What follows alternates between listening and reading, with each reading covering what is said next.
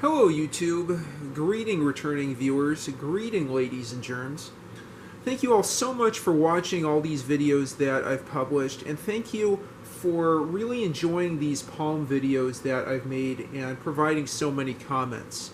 I can't believe how much these videos and your comments have inspired me to test all different sorts of Palm OS applications on this classic Palm Z22 that I have. Just recently, a couple hours before this video was recorded, I figured out that you can re-enable the network stack on the Palm Z22 and establish a PPP connection over mini USB. With that stated, I'll let that whet your appetite for the future video coming up in, I don't know, a couple days, where I show you how you can set up a PPP connection with your Z22 and a little bit of telnet browsing, maybe some Gopher, maybe some internet. Another thing I'm noticing with all these Palm videos is that I'm getting good at graffiti too. Indeed, better than I ever remember being, all because of you all inspiring me to make the videos about these classic devices. With that said, today we are going to go to the dark side, or maybe ironically dark side, but not truly dark side. We are going to play a game that, like Free 42, is incredibly portable. A game that has a whole genre of games named after it. A game that I'm struggling to find right now in the menu. And that game is called Rogue. There is a port of Rogue for your Palm OS device. And in case you're wondering what it is, I'm zooming in on the screen. I'm zooming in just far enough that there isn't a problem focusing. It is called iRogue, as we can see here, and it's marked by an @ symbol. And I remember back in the mid to late 2000s that this was one of the first games that I put on my Palm OS device, and I knew to put it there because I had been playing it on MS-DOS devices. Roguelike games are, I think, kind of an adventure, role-playing game hybrid. I don't really know genres of games too well, and I just remember as a teenager having my mind blown, mind blown, I'm not sure which word's quite appropriate, by the level of graphics and that you could convey just in text. I was impressed with the level of imagination that you could express just in text like you see here. So if you haven't played Rogue, probably everyone watching this has played Rogue before. You are a character, you're an @ sign, and you go through different dungeons, different rooms, attacking monsters, collecting potions, collecting coins, getting scrolls that have different information, and proceeding through different levels. Before I play the game, let's go to the question thing here and look at About iRogue, see who developed it. It was developed by who? By Bridget Spitznagel at Half Dead Spider. Is that Half Dead Spider Entertainment? It's based on Rogue 5.3 clone. Also, for those who don't know, if you'd like to play this on a Windows or Linux machine, you can get NetHack and I think Rogue through BSD Games, though it's been a while. There is a more modern version called NetHack, and as I mentioned, there's a whole genre of games called roguelike games. There are competitions where people create new roguelike games. I believe there are multiple others that you can play on your Palm, including iLarn and K-Moria, after Larn and Moria, which are additional roguelikes.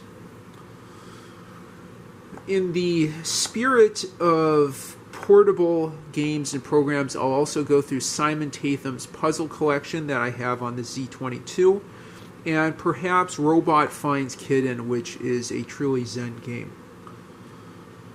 Okay, so what's great about this is the navigation is pretty simple and straightforward.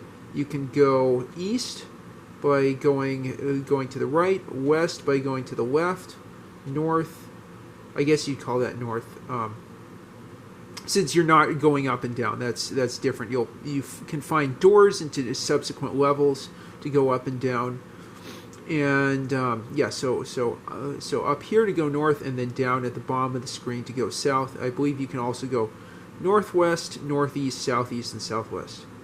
Anyway, so I believe there is a potion. There's a vermilion potion. Yummy.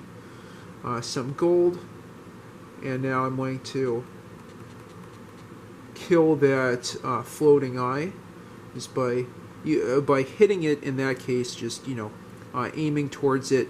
But there's also ways you can defeat the different creatures, which are letters, little letters and big letters, through shooting things at them, through aiming arrows at them. You can collect weapons as well. It's just amazing the amount of variety, the amount of texture, the amount of imagination that's conveyed just in this tiny text-based game.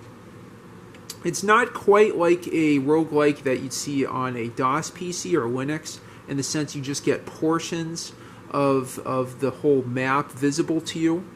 I believe there is some command that will show you more broadly what the map looks like.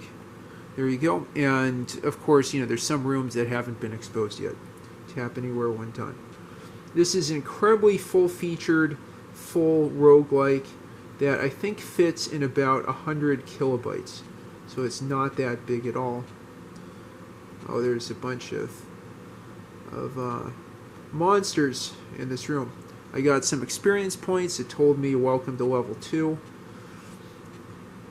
That's great. I have more health points here. You see health points, strength, experience, armor, and coins, and then level.